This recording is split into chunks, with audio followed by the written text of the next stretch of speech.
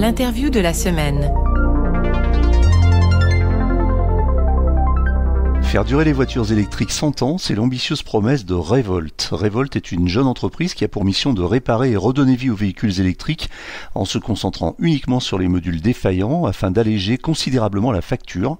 Revolt Garage avait reçu le trophée Watt d'Or Automobile Propre 2022 de l'entreprise la plus innovante dans le secteur de l'électromobilité. 18 mois plus tard, il était temps de faire le point sur son développement. Pour en parler, je reçois Alexis Marcadet, cofondateur et CEO de Revolt Garage. Bonjour Alexis Marcadet. Bonjour. Vous êtes cofondateur et CEO de Revolt, une start-up spécialisée dans la réparation de véhicules électriques. Pouvez-vous nous présenter Revolt en quelques mots ?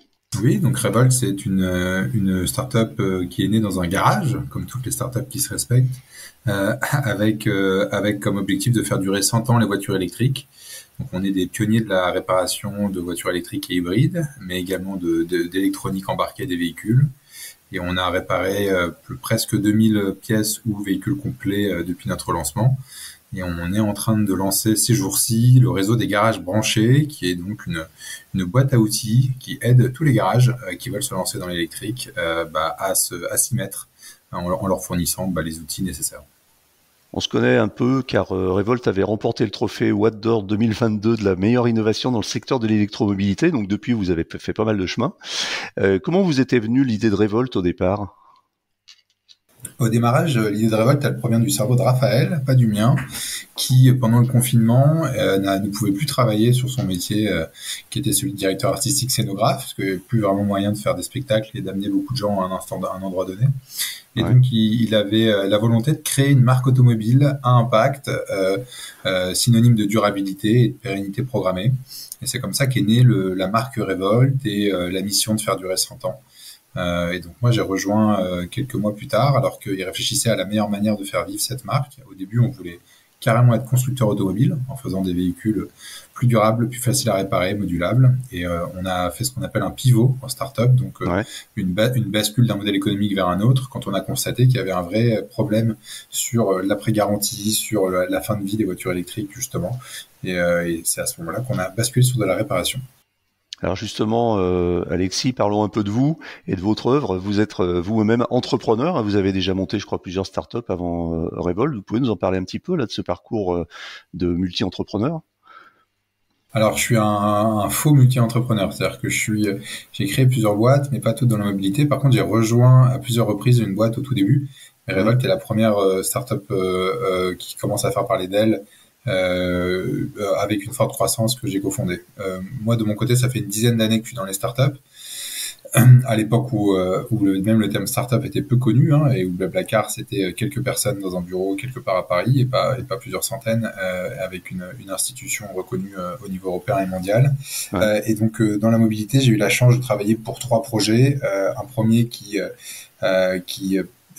se battait pour démocratiser le covoiturage urbain, donc le covoiturage instantané, le fait de pouvoir partager des trajets aussi sur des courtes distances, pas que sur des longues distances.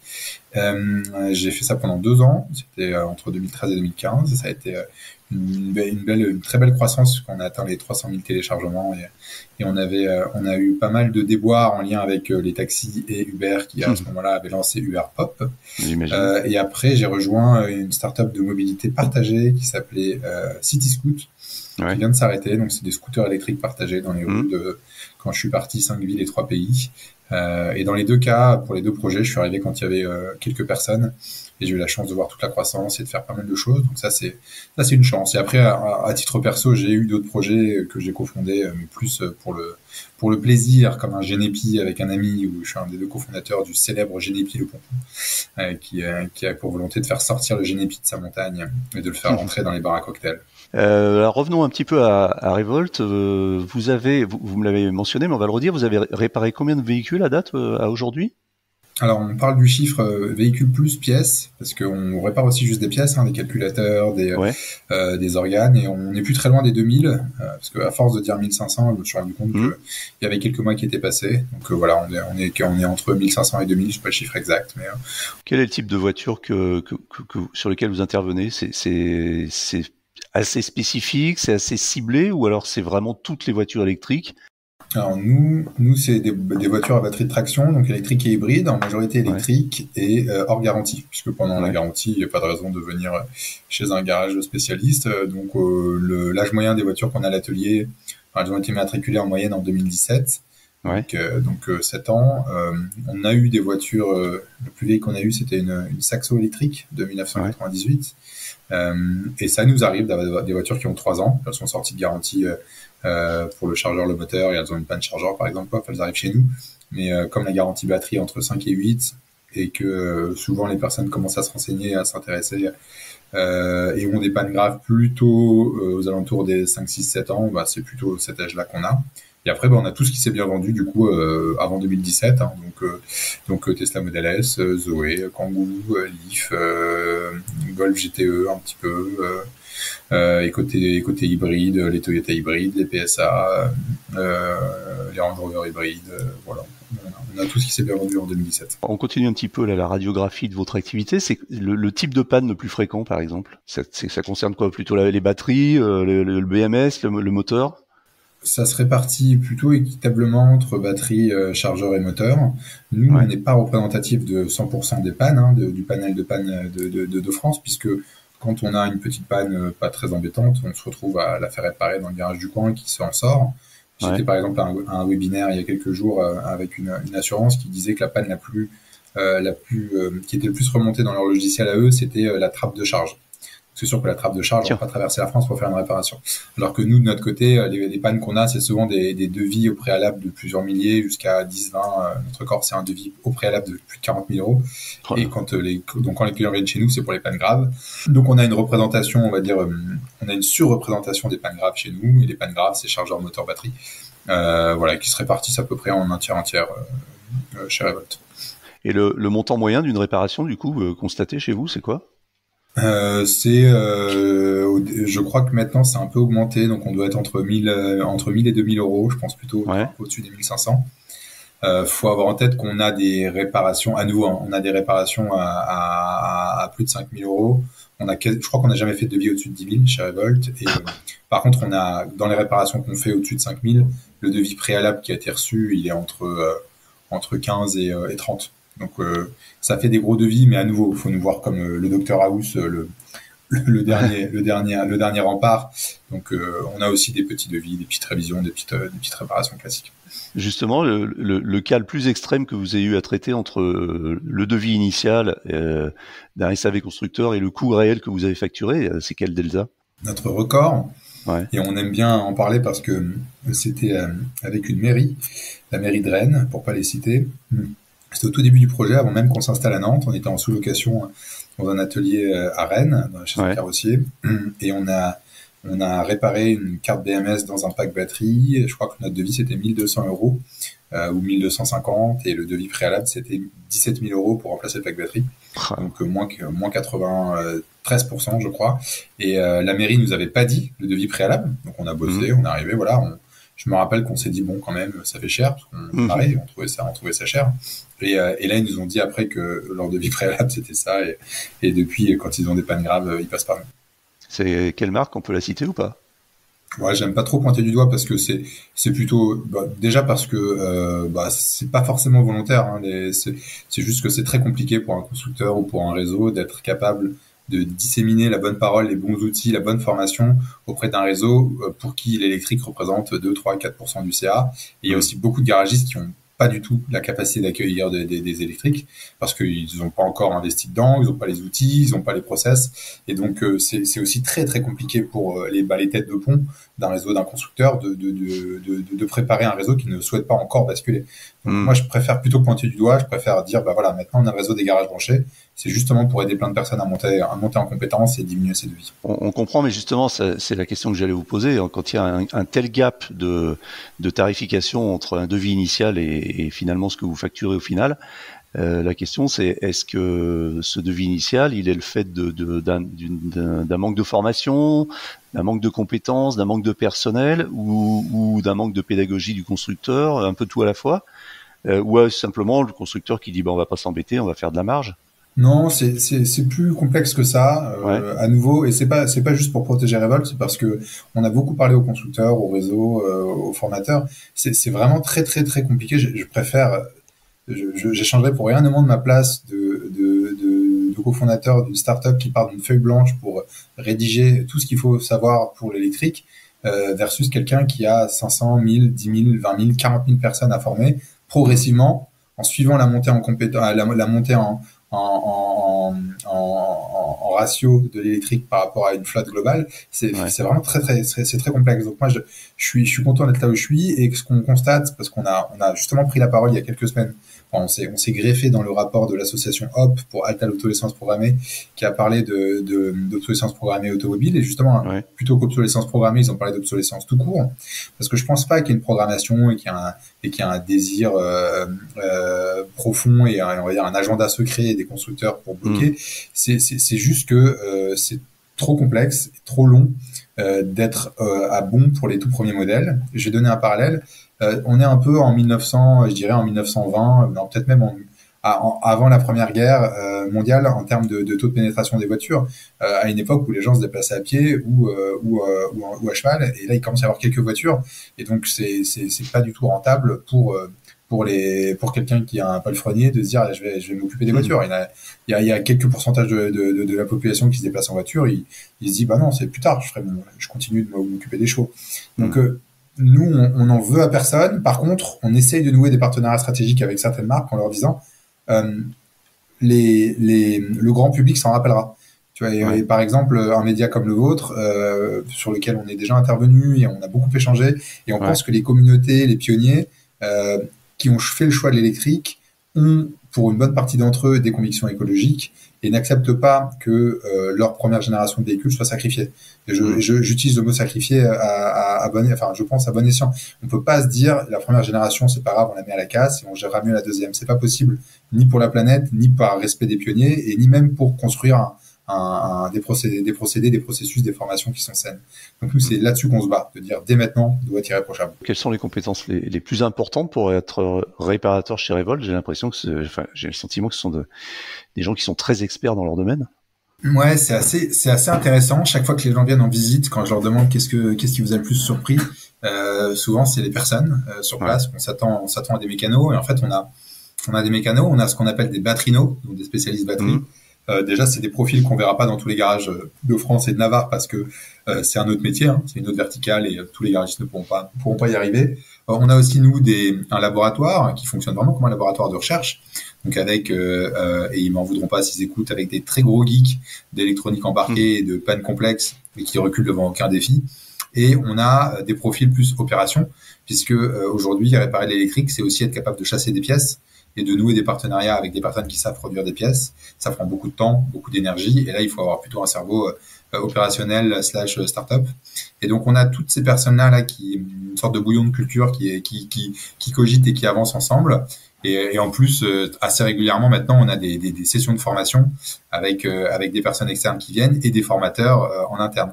Donc ça fait qu'en fait, oui, on a beaucoup de compétences, mais c'est en fait nécessaire, et c'est aussi pour ça que je suis heureux et fier d'avoir 3 cofondateurs, chacun expert dans leur domaine, parce que j'aurais été bien embêté de devoir lancer un projet qui touche à autant de compétences clés en étant seul, quoi. On est fier et heureux d'avoir tout le monde autour de la table. Dans une voiture électrique, il y a évidemment beaucoup d'électronique et aussi beaucoup d'informatique, et puis tout est un peu imbriqué. Par exemple, est-ce que vous arrivez à intervenir sur un système, je sais pas, je dis n'importe quoi, de freinage ou de lève-vitre? Est-ce que ça fait partie des choses que vous pouvez réparer, sachant que tout est un peu lié, puisqu'il y a des capteurs un petit peu partout et qu'une partie de la voiture ne fonctionne pas sans qu'une autre partie ne fonctionne?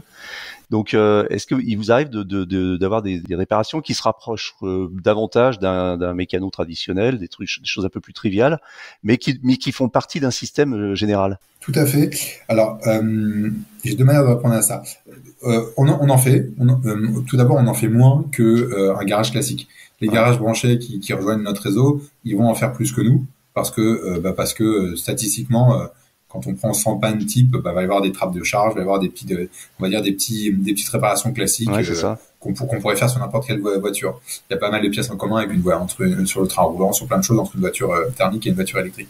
Nous, on en fait peu parce que, à nouveau, on est quand même les docteurs House, on a les pannes les plus complexes. Est-ce qu'on a première manière de répondre? Deuxième manière de répondre, non seulement on le fait, mais on est très heureux d'être très bon sur le sujet parce que un de mes cofondateurs, Erwan, est un expert d'électronique et il travaille avec pas mal de garages qui sous-traitent des pannes électroniques auprès de lui depuis plusieurs dizaines d'années et il a vendu son garage pour nous rejoindre justement pour continuer à développer ses compétences spécifiques qui sont très complexes à intégrer pour un garage classique au sein de Revolt. Donc il continue de faire ce qu'il faisait avant et surtout pour nous c'est une sorte de magnifique laboratoire d'innovation parce que tout le discours qui tient auprès de ces garagistes depuis des dizaines d'années de leur dire l'électronique c'est compliqué, les diagnostics électroniques sont complexes, les calculateurs, il peut y avoir des pannes en cascade, vous allez vous tromper dans le diagnostic, vous allez perdre du temps, vous avez besoin d'un expert. Ce discours-là, c'est un discours qu'on tient aussi beaucoup sur certaines pannes électriques, où les garagistes qui viennent se former chez nous disent « Ah, mais ça, je veux savoir le faire demain ». Et on leur dit « Non, mais en fait, il va falloir accepter que certaines pannes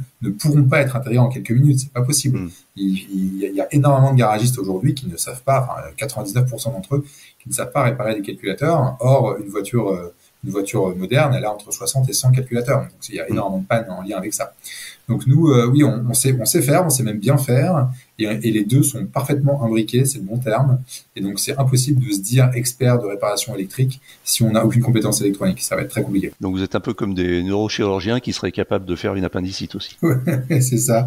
On est des neurochirurgiens aussi qui, une fois que le patient est endormi, on est capable de dire ouais bah tant que le corps est ouvert, est-ce qu'on n'irait pas faire un peu retirer ce qui traîne, qui va mal autour.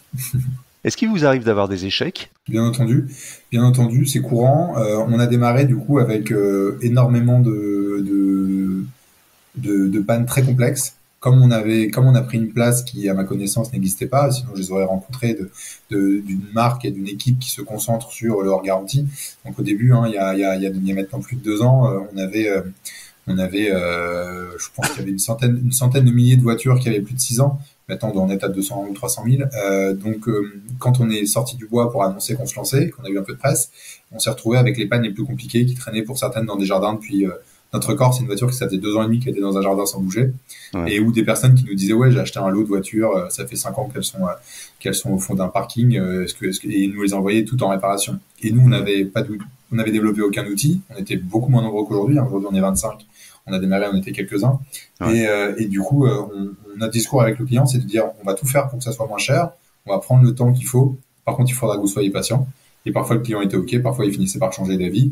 Et puis très régulièrement, le client était passé voir un concessionnaire avant, et donc ils avaient le devis au cas où, et donc ça nous arrivait, oui, de renvoyer des voitures.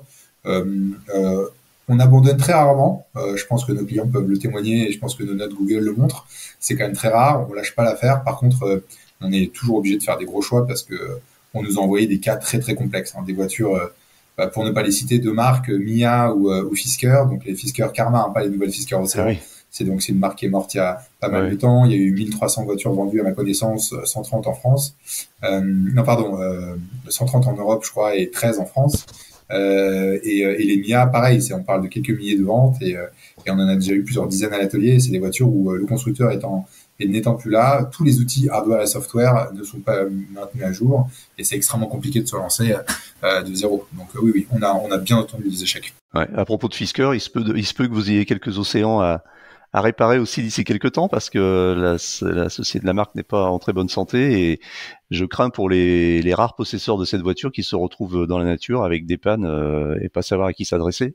On ne pourrait pas si bien dire, on a de plus en plus de cas, je crois que moi-même j'en ai vu passer 2 ou 3, donc on a dû en avoir, je pense, au moins une dizaine de clients qui nous appellent en disant je viens d'acheter telle voiture, est-ce que vous êtes bon là-dessus? Moi, en tant que citoyen, là, je mets de côté le côté entrepreneur, je trouve ça assez rassurant de voir que dans les critères, si ce n'est d'achat, en tout cas de conservation d'une voiture après la période de garantie, il y a vraiment chevillé au corps cette logique de réparabilité, et pas que pour des questions économiques. Je pense que c'est aussi une volonté de se dire voilà, l'électrique, j'achète, je mets un billet quand même bien au-dessus de ce que j'aurais mis sur du thermique.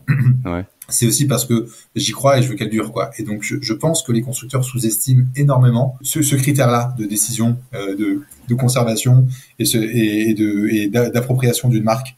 Et de sur la réparabilité. Ouais. réparabilité. Ah oui, oui. Et nous, on va pousser beaucoup là-dessus. On est content que Hop ait pris la parole. L'indice de réparabilité automobile, il va exister. Ça va pas tarder. On va dire, on aura de la transparence dessus pour guider. Et on espère que ça fera non pas un bras de fer, mais des partenariats clés pour dire telle marque s'est engagée à nous fournir des pièces détachées pendant 15 ans, s'est engagée à ne pas résiner sa batterie, etc., etc. Quelle est la voiture justement la plus exotique ou la plus rare que vous ayez réparée? Alors j'ai entendu Fisker Karma, il y a d'autres. Alors, Fisker Kama, il y en a 13 en France, on en a eu 2 à l'atelier, donc statistiquement, on ne peut pas faire plus hein, Ouais, sur une flotte. Sur la plus rare qu'on ait, elle est à l'atelier en ce moment, c'est une DeLorean électrique. Il y en a 2 dans le monde. Une DeLorean rétrofitée fabuleux. Avec un moteur de Tesla, non? avec un moteur de Tesla. C'est un projet de mon cofondateur Jérémy D'accord. avant d'être chez Revolt, et la voiture est à l'atelier. Là, je pense pas qu'on puisse faire beaucoup plus rare, si ce n'est une voiture unique. Elle va voler, non? Alors, à ma connaissance, elle a jamais volé. Après, je pense qu'il faut faire un apéro assez poussé pour commencer à l'avoir volé. Euh, J'imagine qu'il y a d'énormes contraintes de sécurité quand on travaille sur l'électrique et sur des batteries qui font entre 400 et 800 volts. Comment vous gérez ça en interne? Parfois, ça a l'air presque terrifiant de travailler sur la réparation de voitures électriques, non? Donc, il y a des normes, évidemment. Tout le monde travaille en sécurité. Ça suppose de la formation aussi. Ouais, il y a 2 mondes en fait. Il y a le monde de la réparation de hors batterie et le monde de la réparation de batterie. C'est 2 Ouais. mondes qui ne se parlent beaucoup chez nous parce qu'on fait tout, mais qui se parleront pas beaucoup dans les garages, qui vont se lancer dans l'électrique. Et nous, comme je l'ai dit à plusieurs reprises, on lance le réseau des garages branchés aussi pour Mm. bien matérialiser le fait que le monde de la réparation de batterie, ça peut être fait en sous-traitance ailleurs. Et on dit aux garages qui nous rejoignent, lancez-vous déjà sur tout ce qui est à réparer, toute la révision, toutes les répas, tous les remplacements d'organes, tout le petit diagnostic, attestation de santé, batterie, etc. Et on sera là pour vous soutenir en support, en niveau 2, si vous avez besoin de faire de la batterie. Donc, si on met de côté la batterie, j'en reparlerai après, si on s'intéresse à la voiture électrique, le risque principal, c'est un risque d'électrocution ou de choc électrique pour un mécanicien. Et donc pour ça, il y a un procédé qui est obligatoire pour chaque véhicule qu'on accepte, qui s'appelle la consignation. C'est le fait en fait de débrancher le pack batterie du reste du véhicule. Il a ce qu'on appelle un plug qui est disposé quelque part et il y a un procédure qui consiste à le retirer pour qu'il n'y ait plus d'électricité qui se passe. Pourquoi ça? Parce que même quand on remplace un pare-choc avant, quelque chose d'anodin, s'il y a un court-circuit qui fait que l'électricité passe dans le pare-choc ou Un dans le arc carrosserie, électrique. Ouais. un arc électrique, on peut se retrouver à avoir des accidents graves. Donc la consignation, c'est très processé. Hein. On Ouais. parle d'un petit verrou qu'on met sur la clé pour indiquer qu'on a la sortie, etc. Ça nécessite de la documentation. Et nous, on a créé un logiciel pour gérer ça encore mieux, avec une historisation, etc., pour toujours aller vers le maximum de sécurité et surtout que ça soit une routine très proactive de tous les e-mécanos chez Revolt. Donc ça, c'est ce que tous les garagistes de France vont faire. Et je le dis et je le répète autant que possible dès qu'on me donne la parole. Il faut pas du tout sous-estimer cette étape. Il faut pas se dire ouais c'est bon j'ai juste une petite chose à faire. Il y aura le cas extrêmement rare où il y aura un court-circuit et le gérant du garage sera bien embêté s'il se retrouve avec quelqu'un au sol derrière. Donc ça faut faire attention, mais c'est un risque on va dire qui est quand même assez faible. Et après maintenant il y a le monde de la réparation de batterie qui est un monde complètement à part, un monde en cours dont les règles sont en train d'être édictées au niveau européen, au niveau français également. Et dans ce monde-là, les normes de sécurité sont bien supérieures, les EPI, les équipements de protection sont bien supérieurs, le niveau de formation est bien supérieur, le risque est bien supérieur. Et là, nous, on a travaillé avec on est très très très à cheval sur la sécurité par notre histoire. Hein. Moi, je viens du monde de la mobilité partagée dans la rue, donc les trottinettes, les vélos électriques, les scooters électriques. Il y a eu quelques faits divers, donc je suis au courant des risques encourus quand on commence à faire des millions de charges. Et Jérémy, en tant qu'expert batterie, connaît aussi très bien. Donc c'est un sujet sur lequel on rigole pas du tout chez Revolt et où on sera très très exigeant sur les garages branchés qui viennent en leur expliquant à quel point c'est un autre monde. Et chez Revolt, une des raisons pour laquelle on a fait un parcours de formation, c'est parce que justement on trouvait que ces 2 mondes n'étaient pas très clairs et que le niveau d'exigence des parcours de formation existants n'était pas assez bon par rapport à nos exigences et à nous. C'est pour ça qu'on a créé notre parcours de formation en interne. C'est l'Académie Revolt? C'est ça, c'est ce qu'on appelle l'Académie Revolt. À la base, c'était vraiment là pour créer des modules de formation pour nos équipes. Et en fait, dès qu'on a commencé à avoir de la presse, on a eu reçu des demandes de garagistes de toute la France et même de l'Europe pour se former chez nous. Donc on a compris que le côté me former en immersion dans un garage électrique pouvait plaire. Et comme on souhaitait lancer notre réseau et commencer à parler à des garagistes, on s'est dit, bah tiens, c'est l'occasion, on va pas attendre. Donc depuis juillet dernier, juillet 2023, on a lancé du coup notre premier module de formation, les bases de la prise en charge d'une voiture électrique. Et là, on a formé presque 200 personnes maintenant, à date. C'est du présentiel ou c'est un module en ligne? C'est du présentiel. On D'accord. fera peut-être des formations, on fera des formations tutorielles et à distance, mais pour le moment, c'est du présentiel. Vous avez démarré à Nantes, hein, mais vous faites un métier maintenant qui a besoin d'implantation locale, d'un réseau. Donc j'ai entendu la mention des garages branchés. C'est ça, c'est cette ambition de se développer maintenant sur tout le territoire avec un modèle un petit peu de franchise. Alors c'est pas une franchise au sens où on l'entend. C'est D'accord. beaucoup moins contraignant pour un garagiste. En fait, on considère qu'on a essuyé des plâtres sur la réparation électrique et hybride. On Ouais. a, avec nos 2000 ou presque réparations, on a appris beaucoup de choses. On a développé beaucoup d'outils.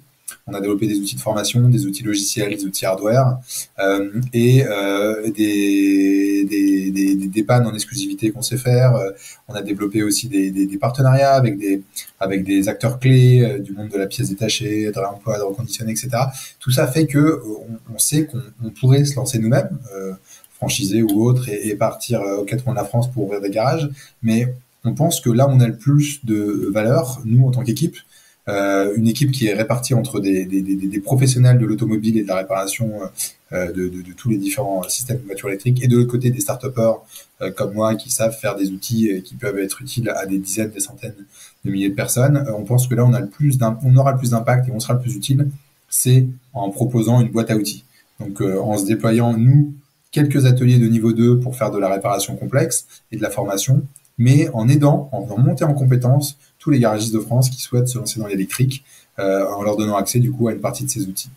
Donc c'est ça qu'on lance, c'est juste un abonnement mensuel avec un paiement pour les garages. Il y a 2 niveaux de prix, et voilà, et on vient de se lancer là, il y a les tout premiers garages qui commencent depuis quelques jours, et on est ravis parce que les retours sont bons, on voit que ce qu'on a déployé semble satisfaire leurs besoins. Pour rester un peu dans le langage des startups, c'est votre façon à vous de scale, c'est ça, donc de grandir rapidement.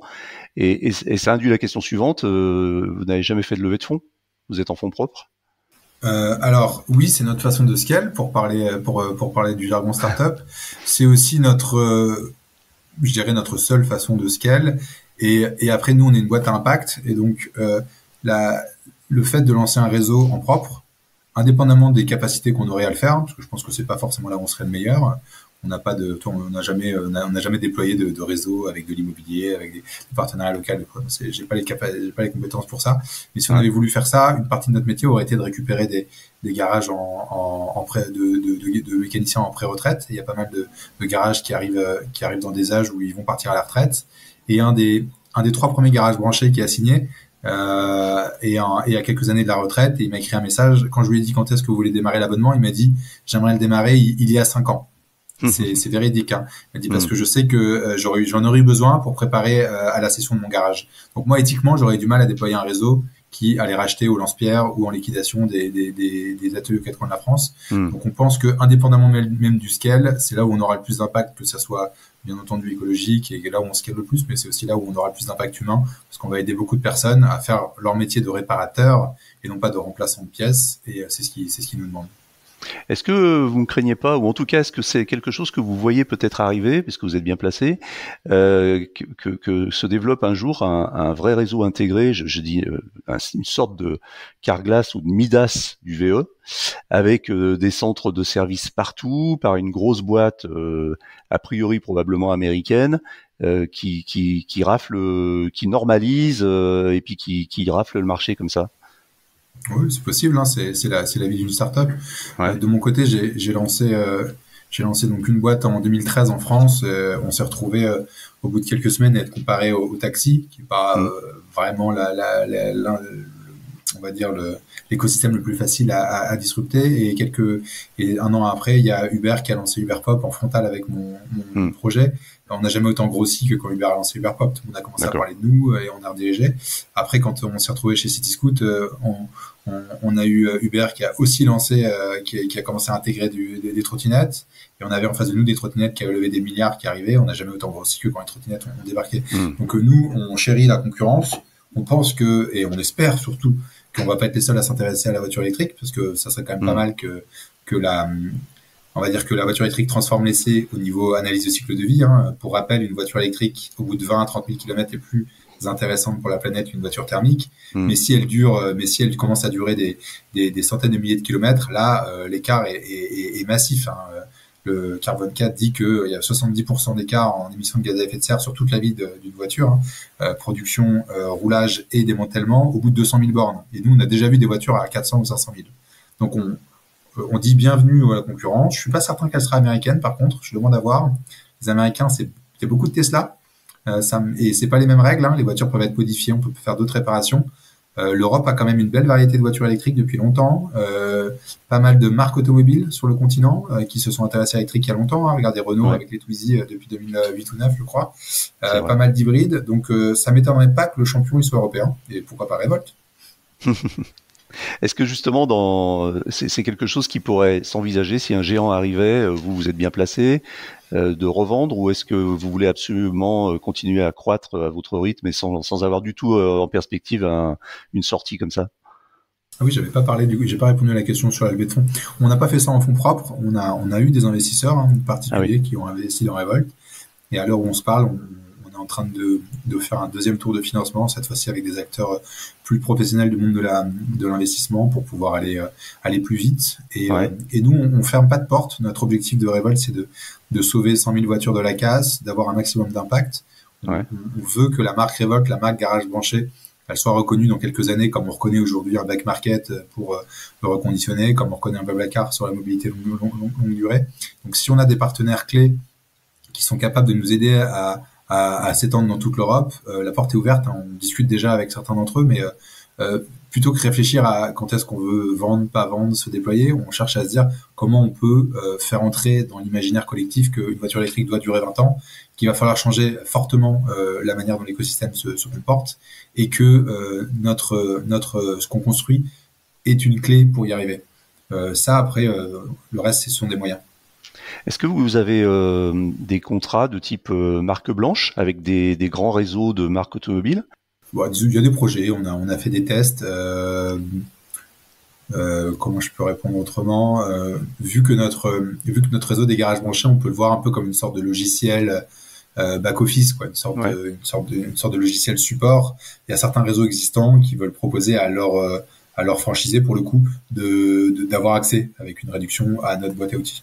Donc pour le moment, j'ai l'impression, on verra comment ça se passe, mais que les réseaux existants, on nous voit plutôt comme complémentaires, ce qui est tout à fait logique, hein, puisque un franchisé d'un réseau de réparation aujourd'hui, il fait entre 90 et 99 et 100% de son chiffre d'affaires avec du thermique. Donc il y a aucune raison qu'il bascule à 100% sur l'électrique. Enfin, il serait en train de couler, quoi. Ça serait trop risqué. On a déjà dans le podcast échangé avec Moba, que vous connaissez probablement. C'est des partenaires, c'est des gens avec qui vous pouvez travailler, notamment sur le diagnostic des états de santé des batteries, ou est-ce que vous avez vos propres outils maintenant?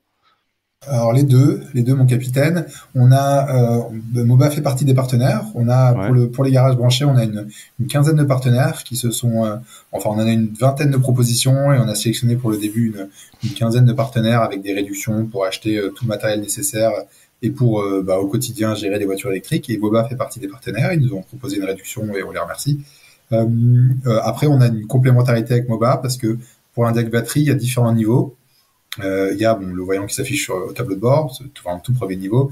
Il y a le chiffre de 0 à 100 qui est donc ce qu'on appelle le SOH, le Set of Health, qui permet de déterminer d'après le constructeur un niveau de santé. J'insiste sur le d'après le constructeur. Il n'y a pas de norme européenne, donc les constructeurs choisissent des algorithmes différents pour déterminer ce chiffre. Et il y a pas mal de limites à ce chiffre-là. On a déjà vu des batteries à 97% qui étaient rincées et des batteries à 70% qui allaient très bien. Donc attention. Nous, on a un autre niveau qu'on appelle l'attestation de santé, qui coûte plus cher, qui prend plus de temps, qui est vraiment ce qu'on fait avant de savoir si oui ou non il faut opérer la batterie.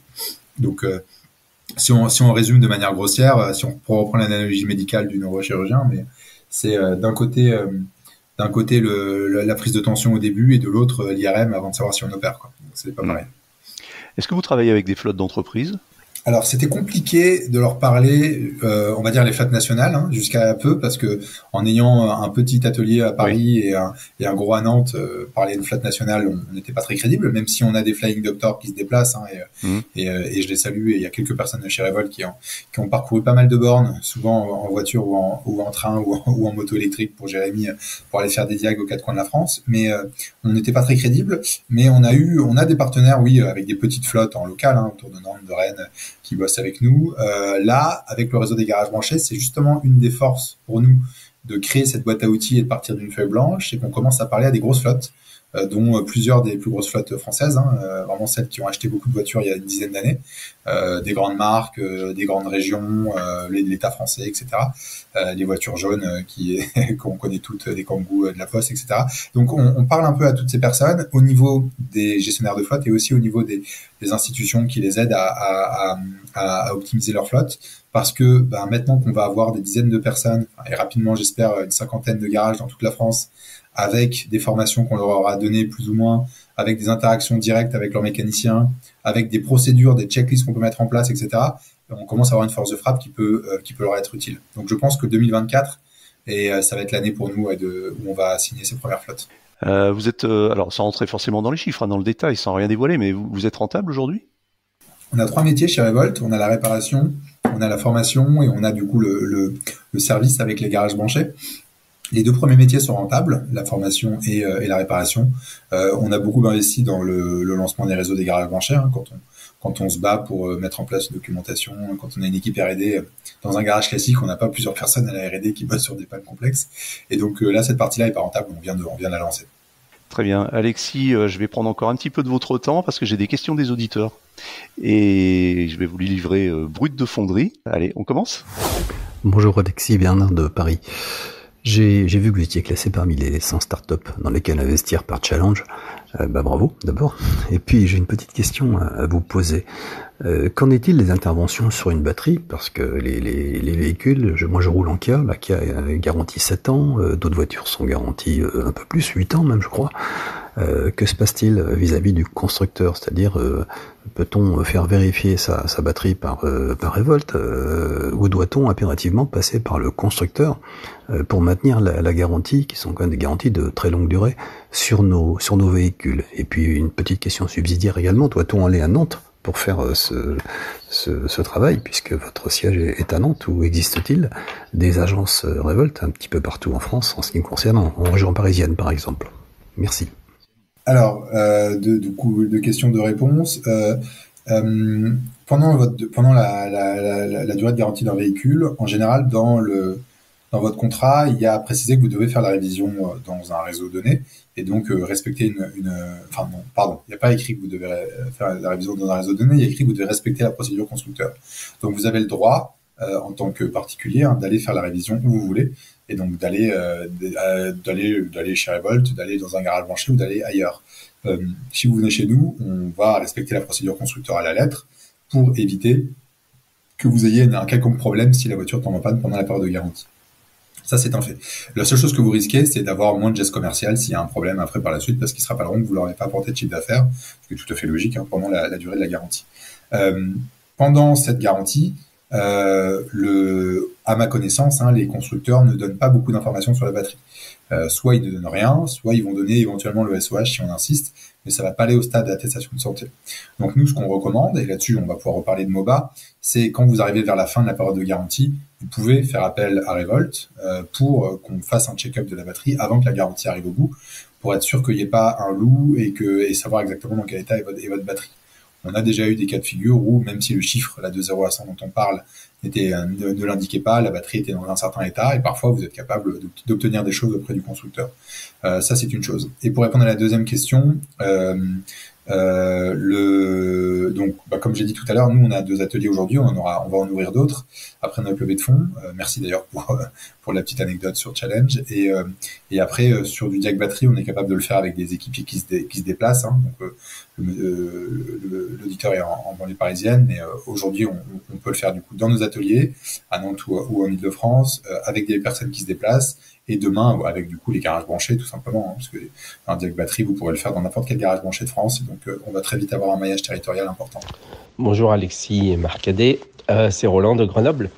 Petite question par rapport aux réparations de batterie. Bon, j'ai vu sur le site et j'avais suivi l'aventure Revolt depuis un moment. Ayant eu 2 Leaf, c'était intéressant pour moi de voir un peu ce qui était possible de faire. Actuellement, je roule en Tesla Model 3 et du coup, j'ai vu que seule la Tesla Model S c'était plutôt réparable, on va dire entre guillemets. Je voudrais savoir qu'est-ce qui empêche techniquement à l'avenir de réparer des batteries de Model 3 et Model Y par exemple, les plus répandues. Et est-ce que c'est l'extraction de la batterie? Est-ce que c'est qu'est-ce qui empêche que ça soit facilement réparable entre guillemets? Merci. Alors, c'est une question à laquelle on peut répondre en 10 secondes, 1 heure ou un Allez, mois. on va faire 10 secondes. On va faire 10 secondes. En 10 secondes, je vous invite à lire le rapport HOP, du coup, de l'association HOP sur la réparabilité des voitures électriques, qui précise justement tous les différents enjeux par rapport à la batterie. À nouveau, une voiture électrique, c'est pas juste une batterie, mais sur la batterie, il y a en particulier des histoires de résine qui peuvent arriver, et les constructeurs sont un peu à la croisée de 2 chemins.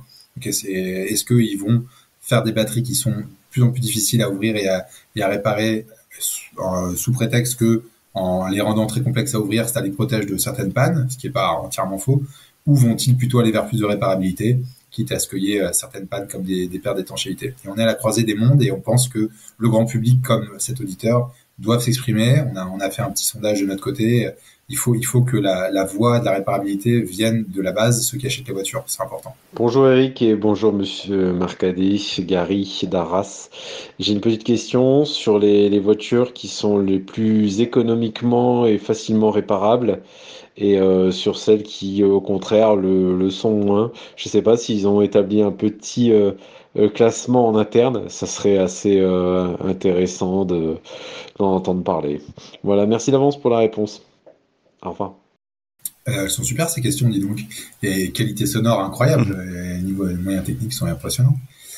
Ah, c'est la communauté automobile propre. Qualité. Donc oui, on a fait ce qu'on appelle l'observatoire des coûts, parce que vous n'êtes pas le premier à nous poser cette question. Qu'est-ce que c'est que l'observatoire des coûts? Vous nous dites les coûts que vous avez eu sur votre voiture, en révision, en réparation, et vous accédez au coût du véhicule en question. Si vous avez une Model 3, que vous avez eu une révision, c'est pas un très bon exemple parce que personne fait de révision sur une Tesla, mais bon, vous avez une révision sur votre Kia Soul, on va vous dire quels ont été les coûts qu'on a constatés sur les Kia Soul de la communauté. Aujourd'hui, cette base de données qu'on a, qui a plus de 4000 points maintenant, on vous promet qu'on la vendra pas. On fait ça pourquoi? Pour nous aider à hiérarchiser les chantiers pour la réparation et pour nous permettre aussi de vous envoyer de l'information de qualité à vous, la communauté Revolt. Donc on communique régulièrement sur les résultats. J'ai fait un petit bilan il y a 3 mois, je crois, le dernier. Et là, on reprendra la parole. On ne dira jamais faire un grand tableau des bons et des mauvais élèves parce que c'est très casse-gueule, hein, c'est trop tôt, il n'y a pas assez de data. Par contre, on n'hésitera pas dans quelques temps à développer des partenariats stratégiques en lien avec cette base de données. De dire, regardez, il faut être capable de se battre sur la batterie, sur le chargeur, sur ça. Voilà, ça nous aide à construire les outils nécessaires. Bonjour, Gisèle Arcachon, une petite question pour Revolt. Que pensez-vous des batteries structurelles, des batteries Blade, de ces nouvelles batteries qui sont plus intégrées au châssis? Vous qui en réparez, vous qui en ouvrez, etc. Qu'est-ce que vous pensez de ça? Et selon vous, vers quoi faut-il aller pour justement avoir des voitures qui durent 100 ans? Est-ce qu'il faut avoir des voitures où on change tout le pack batterie, où on peut réparer les cellules? Comment vous voyez l'avenir en fait de la réparation de batterie et vers quoi faudrait-il aller? Merci. Il y a un petit prisme batterie chez Automobile Propre. On n'est pas que des réparateurs de batterie, et il y a une grande partie de notre chiffre d'affaires et des réparations que vous aurez qui ne seront pas sur la batterie. Mais je réponds avec plaisir. Arcachon, c'est un endroit où il y a pas mal d'eau, pas mal d'humidité.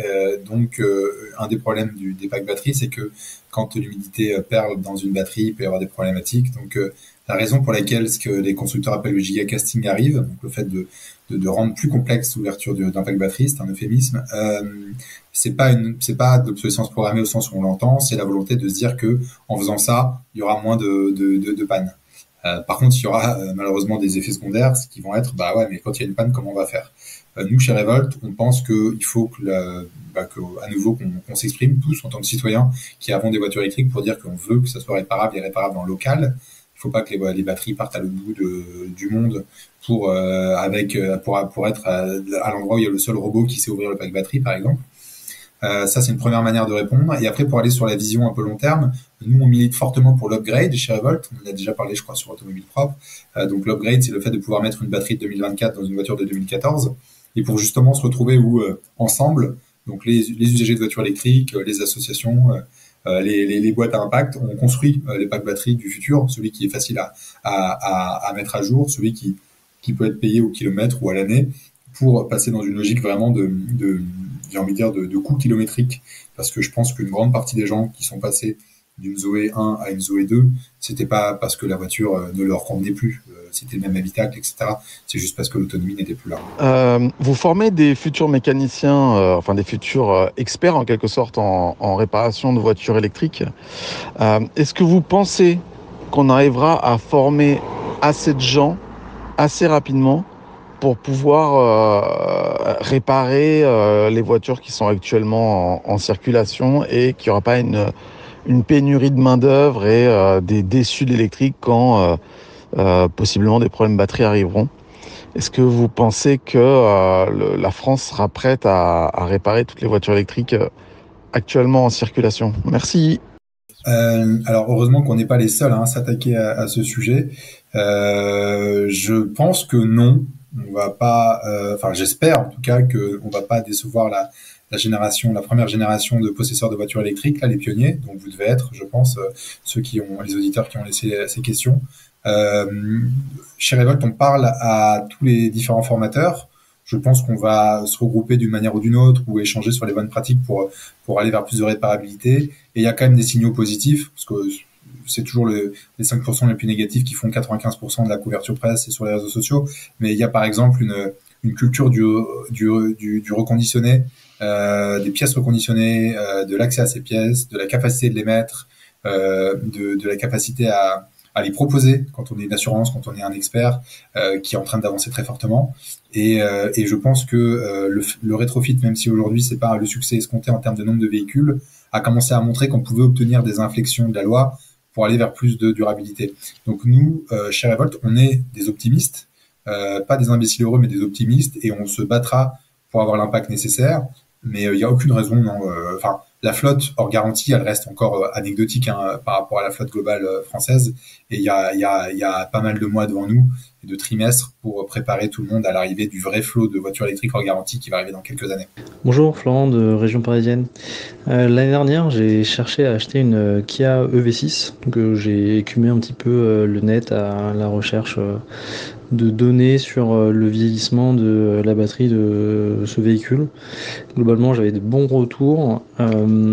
Ça m'a pas empêché quand même quand je me suis adressé à un concessionnaire, c'était de mémoire Peugeot ou quelque chose comme ça, qui revendait une EV6 d'occasion, de leur demander un certificat de l'état de santé de la batterie.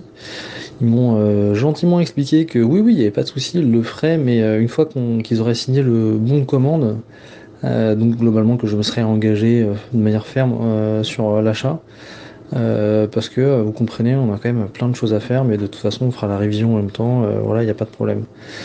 Bon, autant dire que c'était hors de question de payer plus cher parce qu'on passe par un professionnel pour avoir quelque chose que tous les particuliers ont dit qu'ils feraient sans problème, d'aller directement chez Kia pour faire cet état de santé. Finalement, j'ai acheté auprès d'un particulier et je suis venu avec un lecteur OBD, donc j'ai pas réussi à faire marcher, mais de toute façon la voiture était très faiblement kilométrée et assez récente.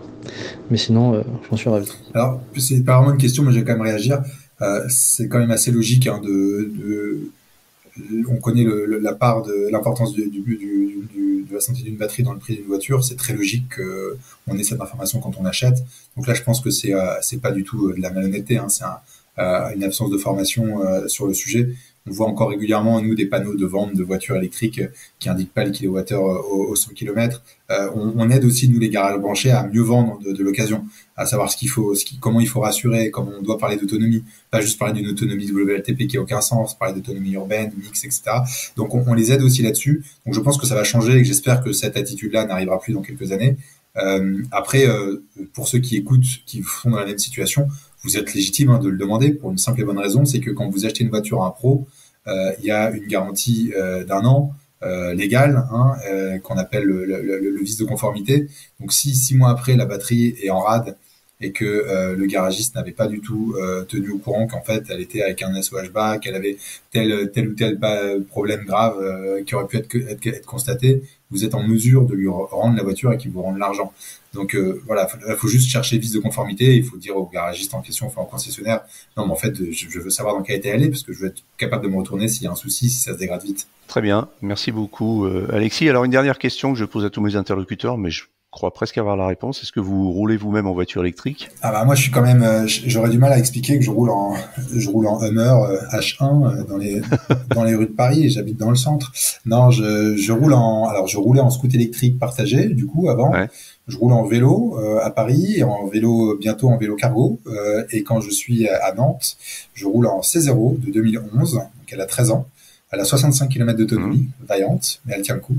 Elle a été taguée sur un événement la nuit de la révolte, donc elle est dessinée tout autour par des membres de la communauté avec différents messages qui permet que je passe pas inaperçu.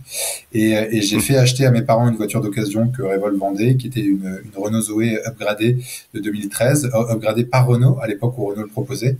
Et donc voilà, les deux véhicules un peu du quotidien électrique de la famille Marcadet, ce sont une Zoé de 2013 et une C0 de 2011. Donc vous voyez bien que faire durer 100 ans, c'est un choix égoïste, c'est pas du tout pour la planète. J'en ai besoin pour ma propre flotte. Donc vous aurez toujours la C0 quand vous prendrez votre retraite, c'est-à-dire dans longtemps encore. Eh ben moi j'y crois. Moi j'y crois parce que la C0 est une voiture légère, simple, plus simple que d'autres en construction, avec des pièces qu'on devrait trouver quand même à la casse pendant quelques temps. Bon, 100 ans, bien entendu, ça sera très compliqué. Mais si on est capable de faire de l'upgrade, pourquoi pas? En tout cas, qu'elle soit là pour que nos futurs enfants puissent rouler avec. Allez, essayons, faisons-la durer une vingtaine d'années de plus. Très bien, merci beaucoup Alexis Marcadet. Je rappelle que vous êtes cofondateur et CEO de Revolt, une start-up bien connue maintenant et spécialisée dans la réparation de véhicules électriques. Merci beaucoup. Merci beaucoup.